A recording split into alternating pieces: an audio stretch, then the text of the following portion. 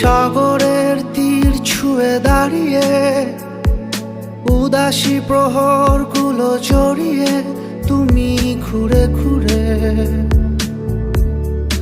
আমার হয়ে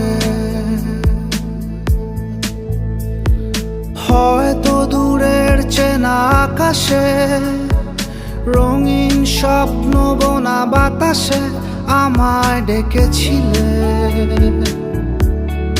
খুব নীরবে।